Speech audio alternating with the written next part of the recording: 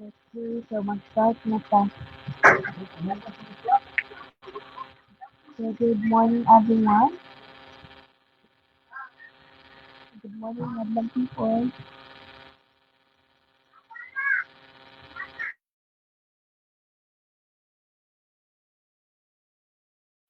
Ready na, Chair. Sana, very good. Okay, so good morning everyone. Before we begin, let's take a moment to pray together. So let us bow down our heads and put ourselves in all the presence of God, as we all say in the name of the Father, the Son, the Holy Spirit. Amen. Dear Lord, thank you for blessing us with this day and the chance to learn. Please open our minds and hearts to fully understand the lesson we study today.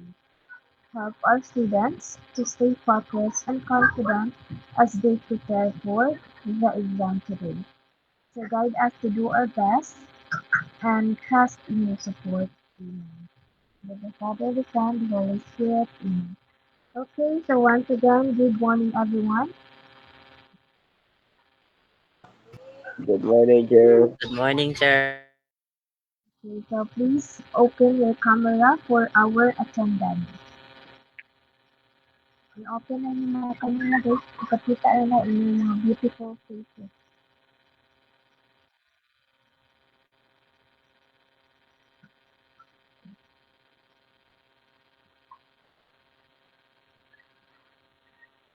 Yun na, open na yung camera.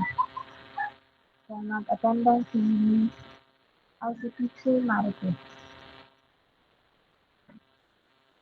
Hello, madunggan ako. Yes, ma'am. Right. Sige, mag-start na ta og attendance sa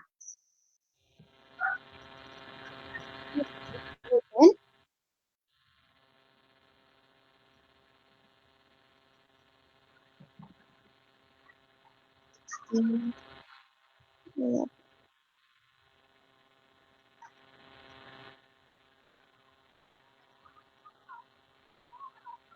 Aquino.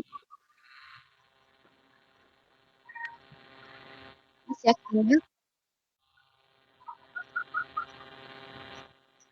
Andrea.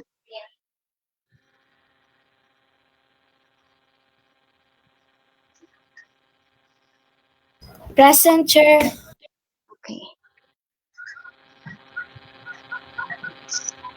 Apple.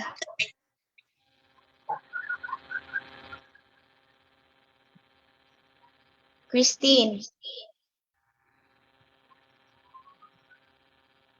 Heart Jane. Present, Chair. Okay. Isara.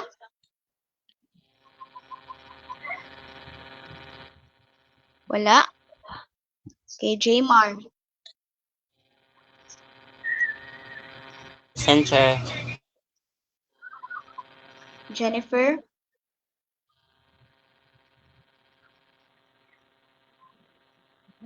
So, Jeric.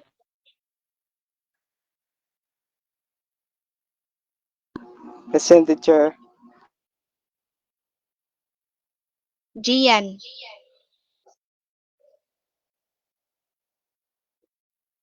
John Mark. KJ.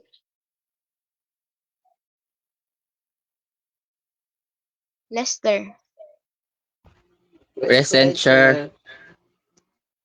Lygin.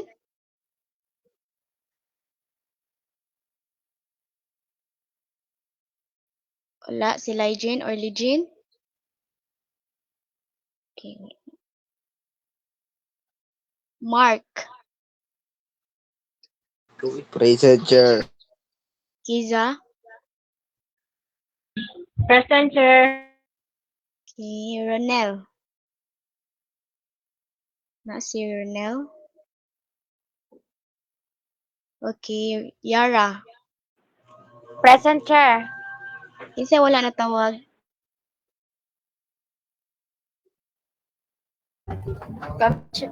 Gian ag Jennifer, Chair. Sige, sige. Taglag. Gian. Jennifer po, Chair. Jennifer.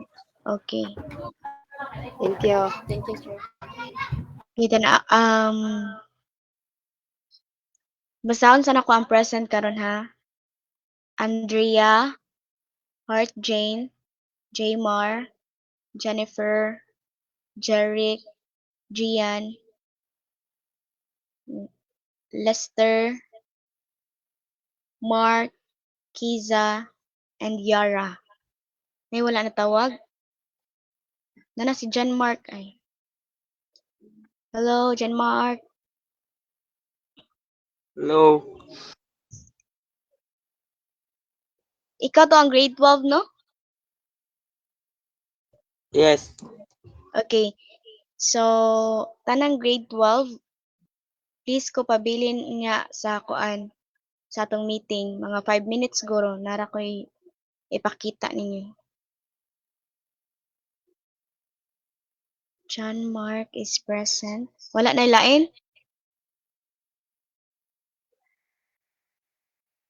Okay, that's it. Maybe atong-atonga magbalik og attendance. Kay base na ay musulod na loading ra guro.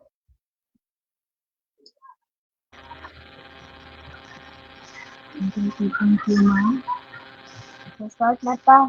So, last time, we focused on Filipino grammar and sentence structure, the very important skill.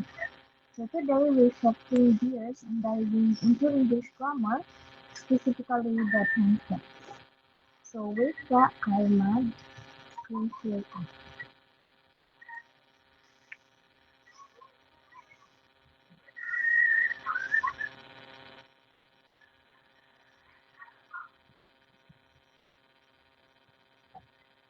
Makita ra? Yes, makita. Makita. Okay, thank you. So, why tenses? Manong atong topic kanimang tenses? It is because tenses help us understand and communicate when an action happens. So in the past ba or present or even the future. So this skill is crucial not just for exams but for real life communication and writing. So by the end of today's class, you will confidently handle any translation question in your college entrance exam. So here's our learning roadmap for today or content. So first is the introductions, and you will also understand the three main time frames like the past, present, and future. The classification based on aspect, which is the simple, continuous, perfect, and perfect continuous.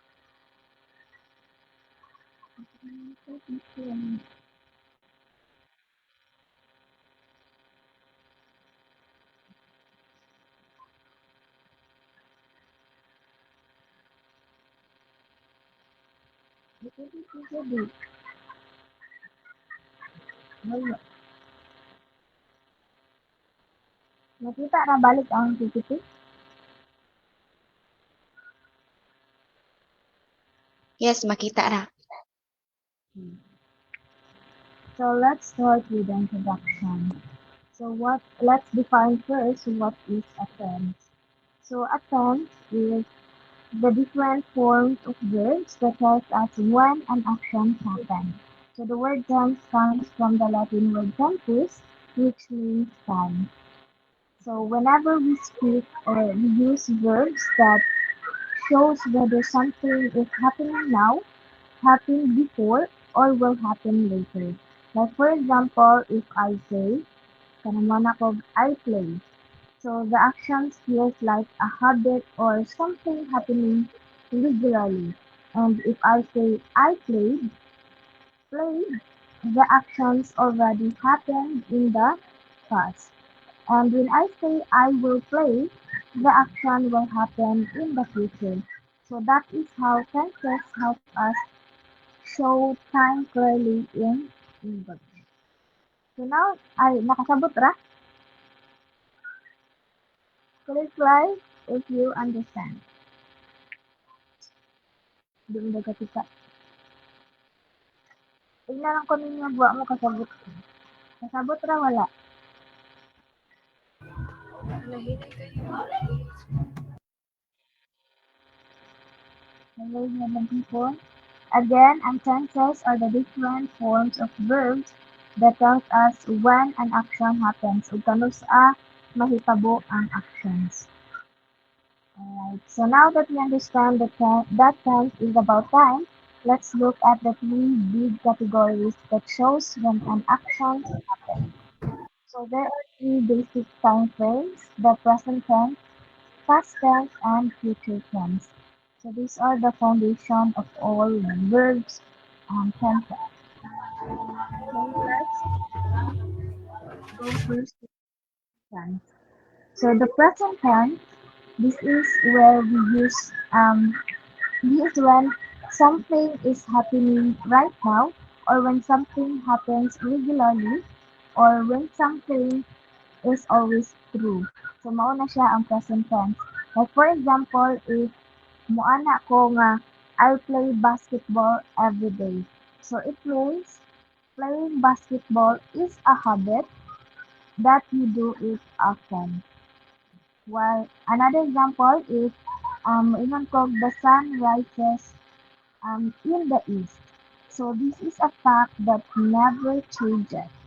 So when we talk about things that happening now or things that happen all the time, we should use the present tense. So mauna ang present tense. We use the present tense when again we use the present tense when something is happening right now, or when something happening happens regularly, or when something is always true.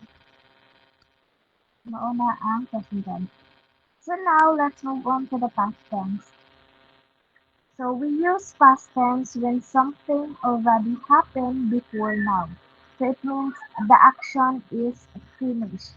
So for example, if I say I played basketball yesterday, so it means the basketball the basketball game happened in the past and is now over. So the past tense is used for actions that are done and finished already. So nasabtan ra, manubag mo guys kayo, makita agad yung react. Again, ang past tense kay when we use something already before now. So it means finish na siya, nahuman na siya o kanang kuan, nahuman na ang aksyon o buhat. So next, we will look at the future tense. So the future tense, we use the future tense when something will happen after now or sometime later or may tabo siya unya pa. So for example, if you say, I will play basketball tomorrow. So it means the basketball game will happen in the future. So it hasn't happened yet. So wala pa siya ng tabo. So ang future tense is for actions that will happen later, not right now. So understandable naman siya ang present tense kay mao na siyang mga mahitabo karon o mahitabo permi kanang dili ra siya mag usab-usab dayon tinuod pod. While ang past tense kay ang kanang nahitabo na siya. Yung future tense kay mahitabo pa lang. Kabaw ko nakaagi naman. Okay, so now tenses don't just show when actions happen. They also show how the action happens or its a nature. And that is called the aspect. So there are four types of it. So the indefinite or simple aspect, the continuous or progressive, the perfect or complete aspect, and the perfect continuous. So let's understand each one by one. So the indefinite tense. So the three indefinite tenses or the simple tenses describe an action but do not state whether the action is finished. So the first one, this talk about the facts, habits, or general truths without focusing on whether the action is finished. So we use this when we just want to say that something happens but we don't care about the details. So for example, in the present simple, we say I play basketball every day. So this shows a habit that in the past simple we say I played basketball yesterday. So this just tells us it happened with no extra details. While in the future simple we say I will play basketball later. So this is the basic statement about the future action. So the simple aspect is all about straightforward facts. So diretso ra gyud dili na siya magkuan. Straight ra gyud ang iyang kanang gifokusan dili siya magbutang paglaing nga details.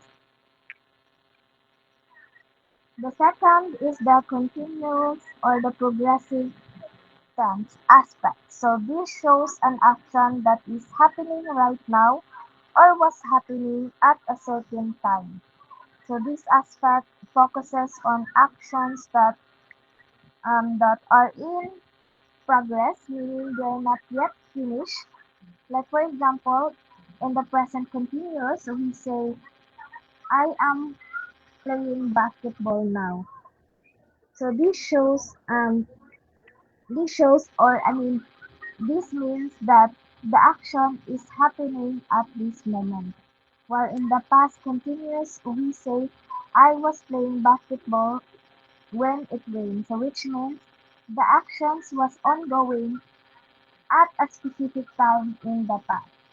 Like, and another example, if we say in the future continuous, like I will be playing basketball tonight. So meaning we expect to be in the middle of doing the actions at a future moment. So mao na ang continuous. This shows an action that is happening right now, mahitabo pa lang karon or mahitabo pa lang sa certain na time. So, nanay ka ng oras ba? Next is the perfect tense. So the perfect tense, this shows that an action is already completed before another time or event. So the perfect aspect highlights the idea of completion of completion or timing. So for example, if we say in the perfect tense, like I have played basketball already, meaning the action is finished before now. And if we say in the past perfect, like I had played basketball before my friends arrived, which tell us that one past action was completed earlier than another past event. And like for example, if we say in the future perfect that I will have played basketball before sunset, meaning the action will be completed before a specific time in the future. Again, perfect aspect, this shows that the action is already completed before another time or event. And the last aspect is the perfect continuous tense. So this shows an action that started in the past, continued for some time, and may still be happening. So this aspect focuses on both the durations and the continuity of the actions. Like for example, if we say in the present perfect continuous that I have been playing basketball for 2 hours, meaning the action started earlier and is still happening. While in the past perfect continuous, if we say I had been playing basketball for an hour before it rained. So which shows how long the action happened before another past event.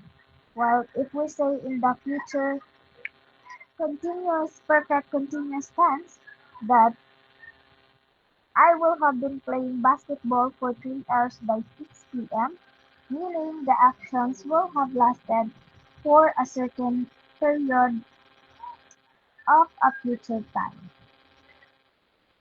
So, nasabtanda, again, ang indefinite or some simple tense means that it talks about the facts, habits, or general truths without focusing on whether the actions is finished. So, nagtorya siya about sa kuan, mga facts, mga habits, or mga anong truths siya, mga tinuod without without focusing on the kuan, on the action nga mahitabo ay mahuman or ma-finish. When the continuous tense, this shows an action that is happening right now or was happening at a certain time. For the perfect aspect, this shows that an action is already completed before another time or event. While the last one is the perfect continuous aspect, so this shows an action that started in the past, continued for some time, and may still be happening. So this Okay, everyone, please check the chat box. Ako gisend dira ang link for the exam or quiz.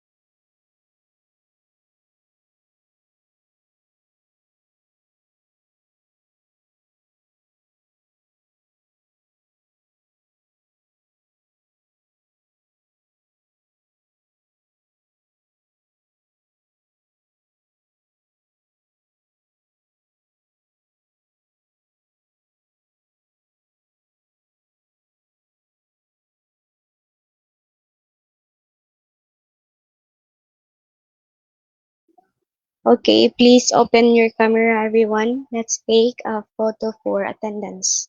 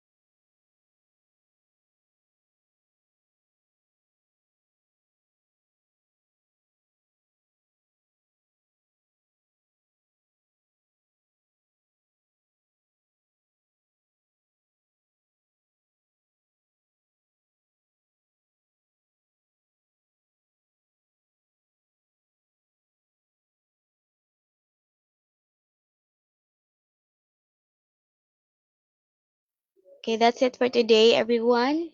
Congratulations kay na-cover jud na to ang discussion as well as the examination. So, itingob na ko ang duha ka katong top scorers kay naay duha ka students nga wala ka take pag katong previous nga lesson or examination. So kung dili sila mo take, so karon na mo i-send ang top scorers of the week. And then also katong akong gi-mention sa GC, please pabilin sa mo kay mag-discuss ta about your admission or application sa college. Okay, do you have any questions?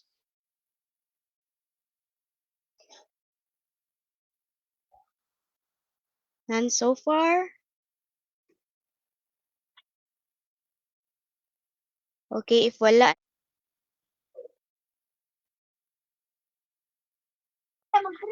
Okay, so let us bow down our head and put ourselves in the holy presence of God as we all say. In the name of the Father, the Son, and the Holy Spirit. Amen. Dear Lord, thank you for guiding us through this time of learning today. Please bless each one of us with understanding, wisdom, and patience as we continue to grow. Help us apply what we learn and use it for good. Keep us safe and healthy until we meet again. We trust in your grace and love always. In Jesus' name we pray. Amen. The Father, the Son, the Holy Spirit. Amen.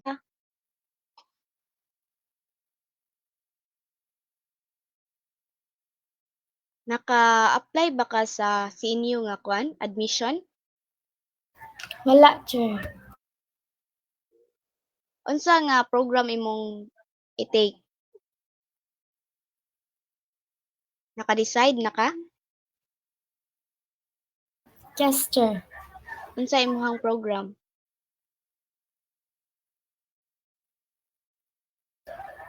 What do you mean by program, Chair? Sa ko ana like kanang course, Mm. kanang education, Chair, secondary, values siya, Chair. Values siya, Chair. Values. Okay. So nana ka napili nga school wala pa? Duha akong ay tulo, Chair. Si Asa nga Tiyo, school? si Mhm. Tiyo, og si PC. Wala ba ay values education sa LLCC? Wala sila. Kuan ra science o English. Sa si PC, Chair. Wala na sa CPC. English ra o kuan science. Hmm. Try na kung check sa CTU ha. Lang. Chair.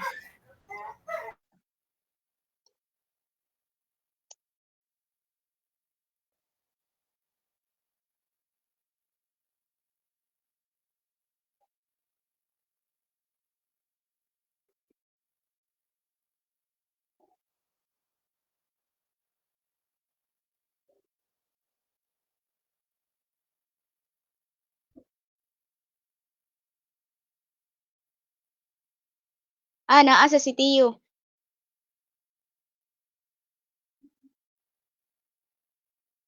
Sa CTU na lang sa pag-take. Makaya ra ni magkuha ang requirements within this week? Yes, Chair. Okay.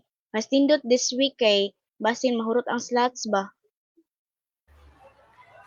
Nagkuan na ko silang portal, Chair, but need na lang nako mo kuan sa report card nako o good moral. Kana na lang kuwang? Di maka-proceed no? Oh, yes, Chair. Sige. Pindot kay nakakuha na ka. I-continue lang na if na kay requirements, then update lang kung kanos ay mo examination, interview, qualified ba, ha? Yes, Chair. Thank you, Chair. Sige. Sige, Bye. okay lang.